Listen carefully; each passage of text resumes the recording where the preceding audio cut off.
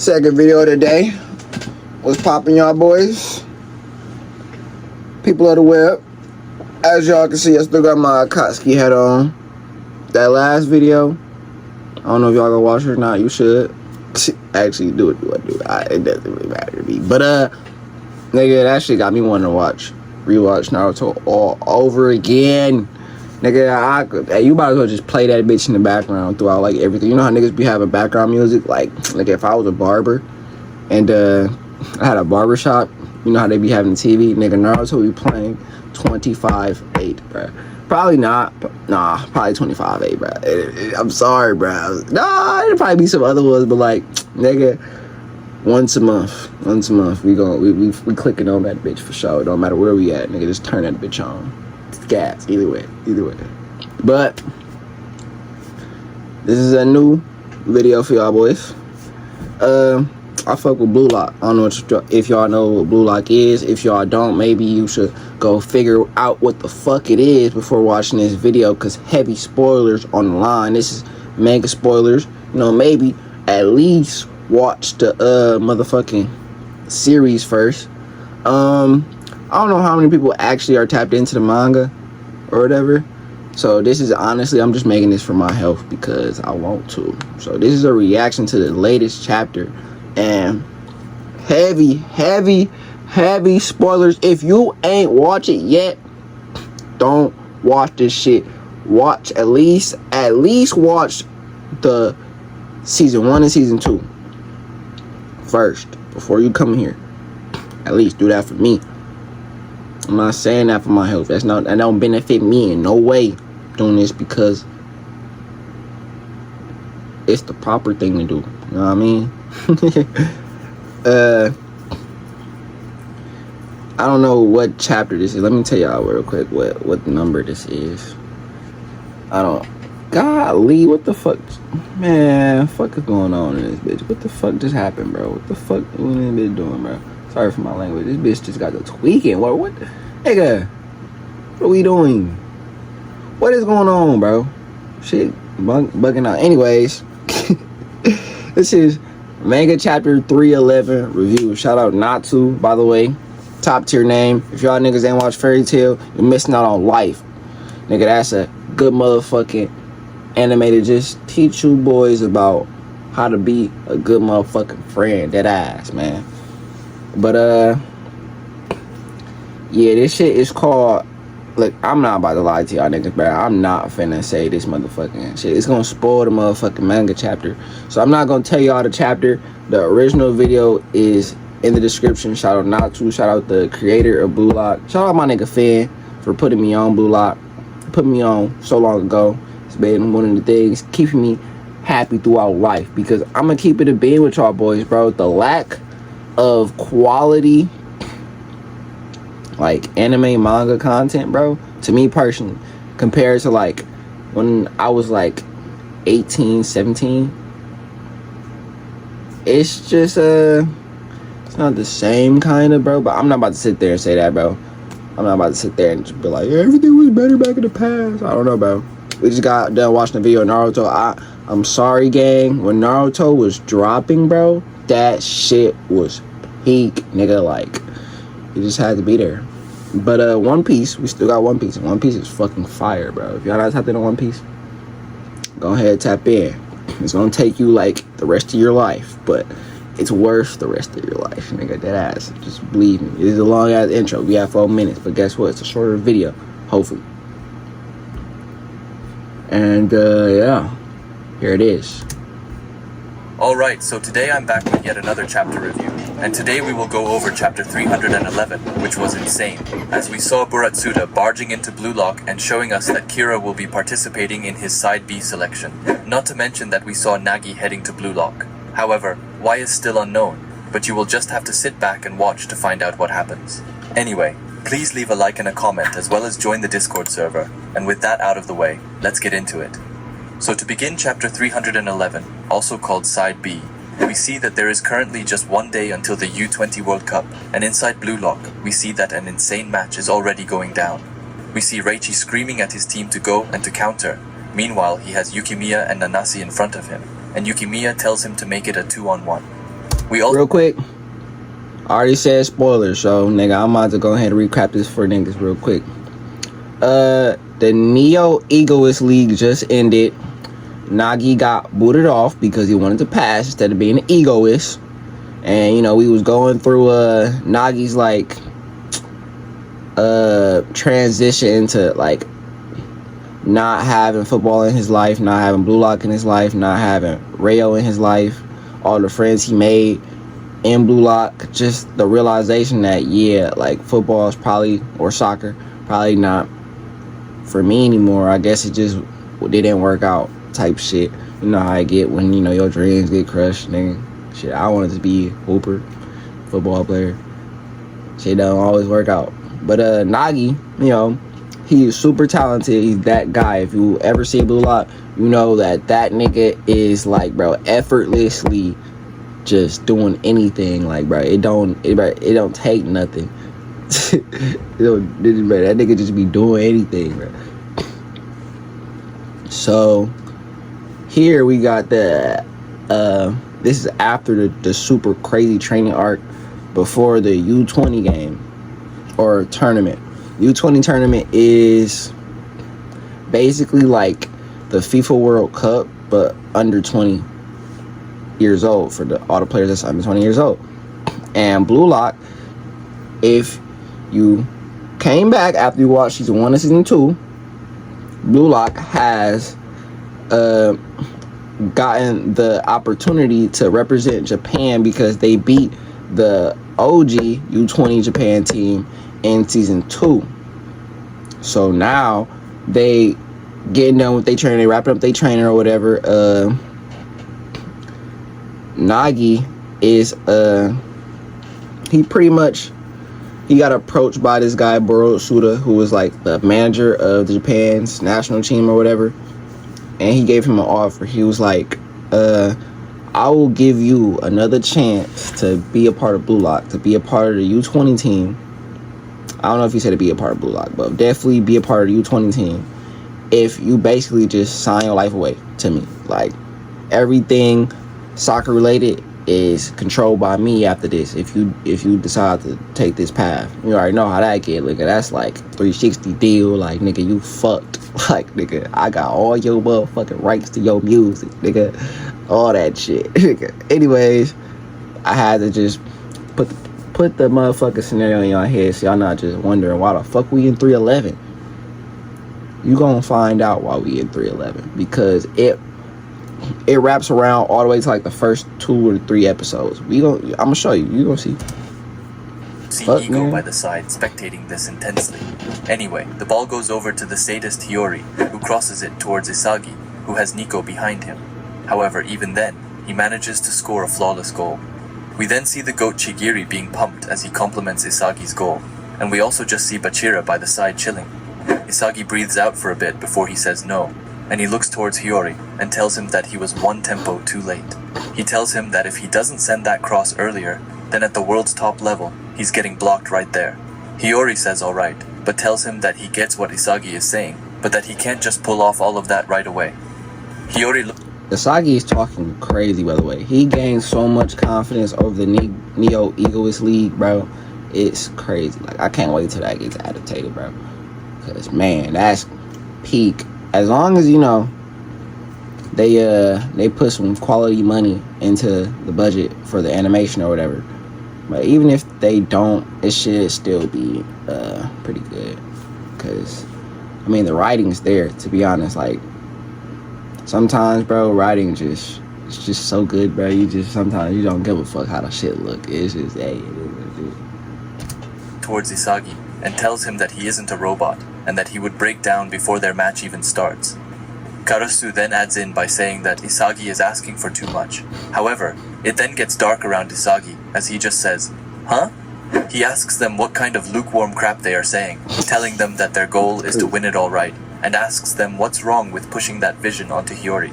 Hiyori laughs and tries to ease up the whole situation as he says that Isagi is right.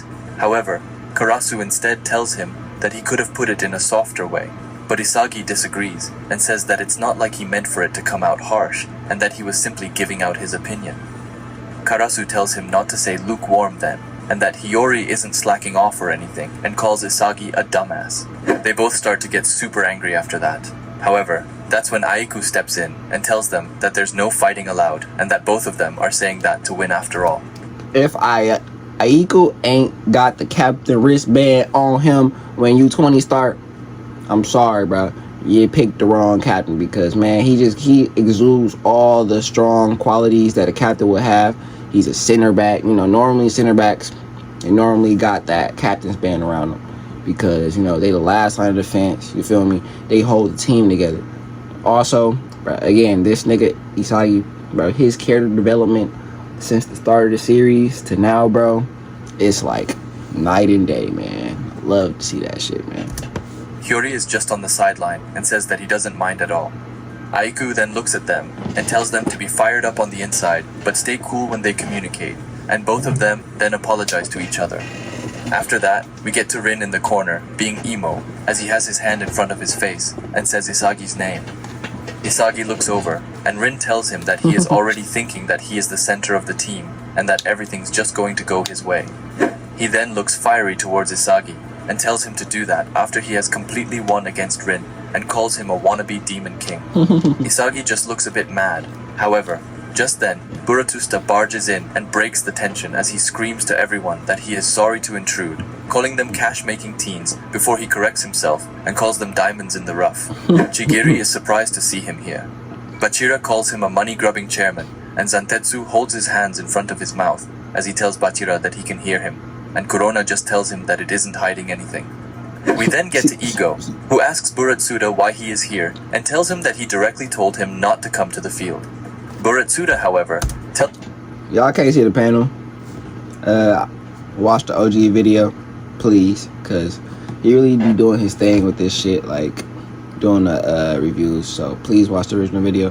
Right here is the first time I've ever, I ain't gonna say the first time, bro. This is the first time I've seen his motherfucking bot. You know what? That's cap 2, bro. This nigga Ego be oral for every dude, bro. This nigga first, his name is Ego, so you already know what time he on, bro. This nigga, I can't wait till we get the backstory for Ego, because man, we need that shit. That he isn't here to interfere with his soccer, and that it's just a nice greeting.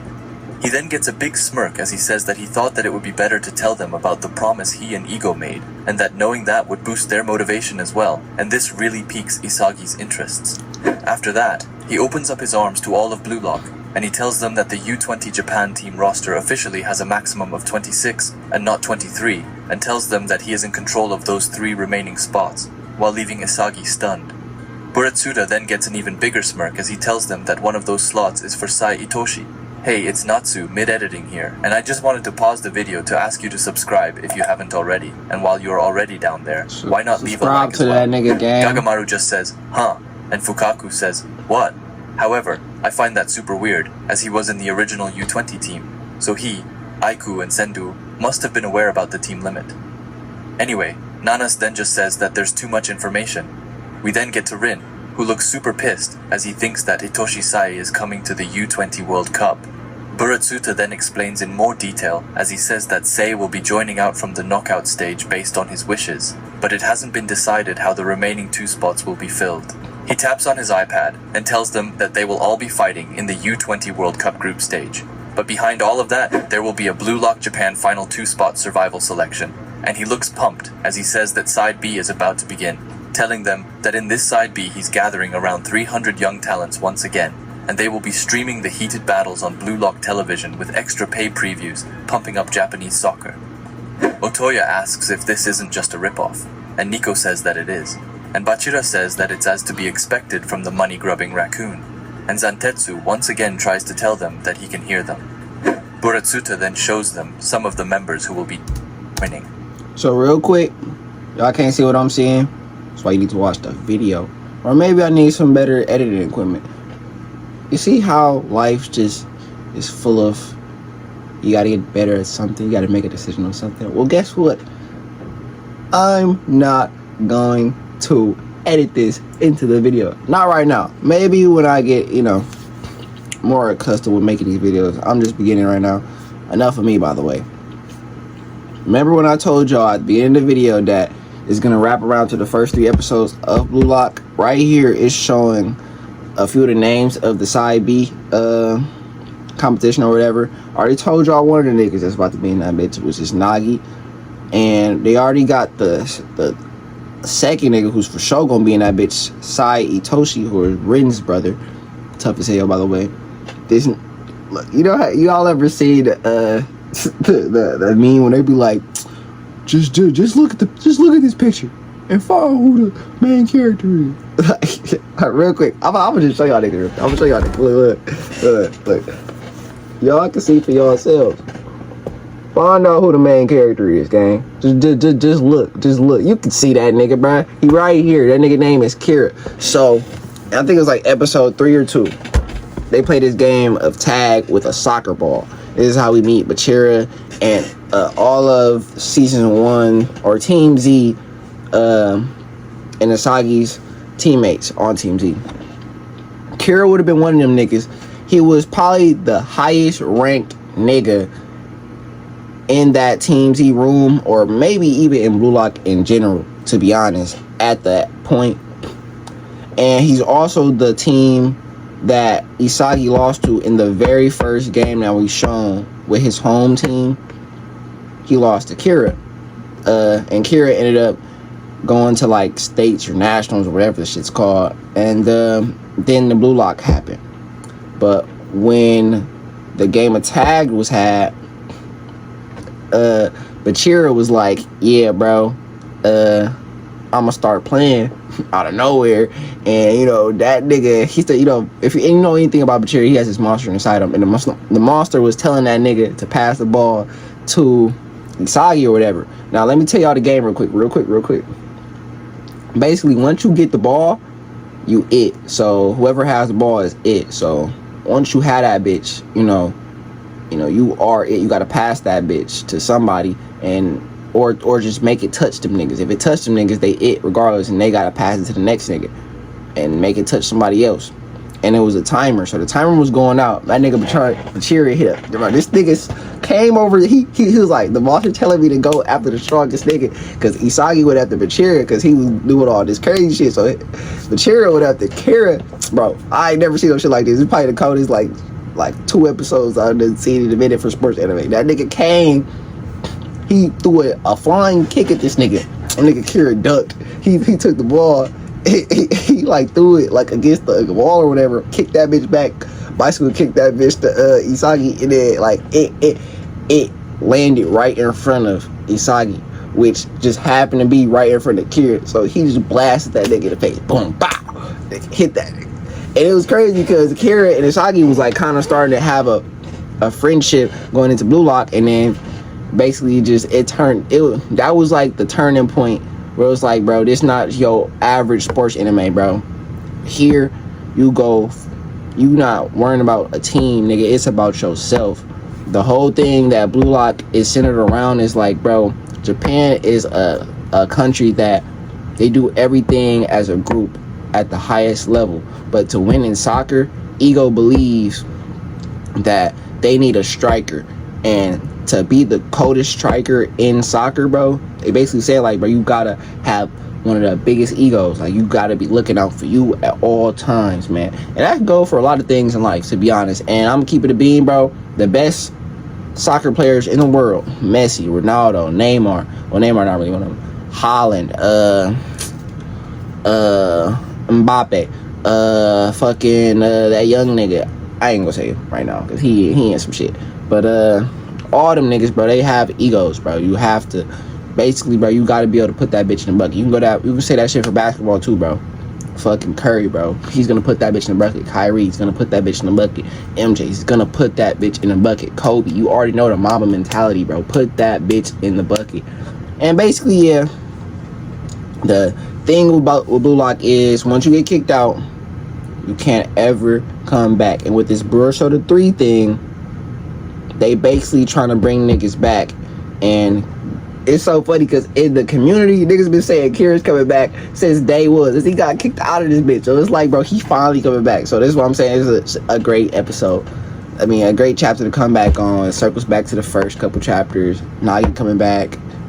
Kira side. About to start a whole new arc. Bro, let me finish this shit because it's getting long. And I thought it was going to be short. We already had 20 minutes. And there, Isagi sees Kira Ryosuke, whom he remembers from the tag game, and he is left in shock. Buratsuta tells them that he is planning for the two players who pass Side B to be announced at the same time as the knockout stage lineup, and in other words, right when their beloved Sei joins the team, they will hit the world with a massive news blast. His eyes then start to completely fire up as he tells them that they better make it to the knockout stage even if they die, which leaves all of them kind of stunned. Buratsuta then leaves with his hands high and tells them good luck and to make big money. After that, Ego is quiet, but Isagi speaks up and he asks him what that was and what's going to happen to Blue Lock. Ego tells him not to worry and that it's only simply just another option, telling them that the chairman only thinks about making money and that he'll use that to make them all stronger. Isagi then reminds Ego that those who lose in Blue Lock can never play for Japan's national team, and he asks him what has happened to that rule and starts talking about Kira. But before Isagi can even finish his sentence, Ego cuts him off and tells him that he won't use them. He then tells everyone that, putting Sei aside, there is no possibility that the players Buratsuta brought will outperform them all, and that the decision of using those players lies on him and not Buratsuta. Isagi then asks him if it's right to assume that Buratsuta's route selection is also a part of Blue Lock, and Ego says that he is right. He calls it an unexpected crap interference but tells them to think of it in that way before telling them that, besides, if they can't win the U20 World Cup, then he will be exiled from Blue Lock, and that leaves all of them even more shocked. Ego tells them that his situation isn't that different from them all, and that he won't change his ways, telling them with an intense tone that he will create the world's #1 striker, and that he will put everything on the line to make Japan win the World Cup, and that until this ego burns out, he won't hand Blue Lock over to anyone. And seriously, can we just take a moment to look at Ego here? Like, he looks so insanely cold. He then says that he will now announce the regulars for the first round against Nigeria. After that, I'm guessing that we get to the day of the match, where we see a ton of people in Blue Lock shirts, and we also see Isagi's first fan, who has come to support Isagi, which is so wholesome, but that's far from all, as we also see Nagi going to Blue Lock. Is it to watch the match or be in Buratsuta's side B? We have no idea. However, the text on the side tells us that there are only 2 hours until the U20 World Cup starts, and the ending text says, with the opening match just moments away, the true intention of the genius as he walks towards the arena. Also, the next chapter will be called Toward the U20 World Cup, and there's thankfully no break next week, which is just insane, but I'm loving it. Anyway, there's a lot to talk about.